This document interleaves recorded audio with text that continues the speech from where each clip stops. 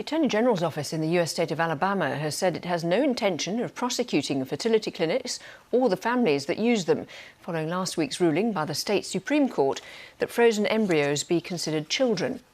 Many IVF providers have halted treatments while they assess the ruling, and some Alabama senators have said they will introduce legislation to protect the industry. The frontrunner for the Republican presidential nomination, Donald Trump, emphasised his support for the treatments. I strongly support the availability of IVF for couples who are trying to have a precious little beautiful baby. I support it. And today I'm calling on the Alabama legislature to act quickly to find an immediate solution to preserve the availability of IVF in Alabama, and I'm sure they're going to do that. Our North America correspondent Nomia Iqbal has more details. There is still ongoing shock, anger and confusion here in Alabama. People are trying to grapple with what this Supreme Court ruling means. Alabama is a deeply conservative state. It has restrictive reproductive rights. And I spoke to two lawyers. Politically, they have different views, but both of them had children via IVF. And they're worried about the direction in which Alabama is heading.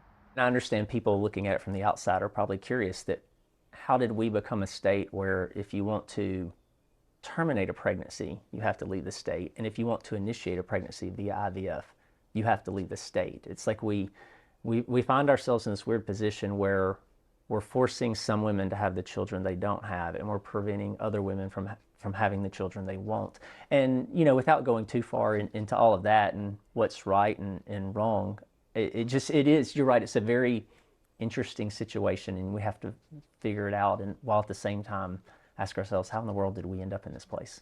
The biggest concerns are that people forget about us, and they don't think about us because we're just Alabama and we're just a conservative state that, you know, it's just, oh, we're all country bumpkins, don't worry about them, it'll never happen here, and the next thing you know, it's happening in other states that are ultra conservative. Now, at the moment, there is a bill that has been proposed by Democratic lawmakers in Alabama which aims to protect IVF.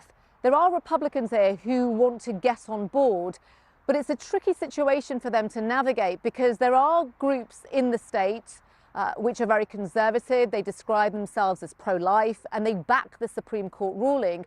But then there are groups who are also conservative and describe themselves as pro-life who say that this ruling has gone too far and describe it as extreme. So it's a case of trying to balance both of those opinions. But I think there is a sense, certainly for Republicans here, that there could be a political backlash, which is especially significant in an election year.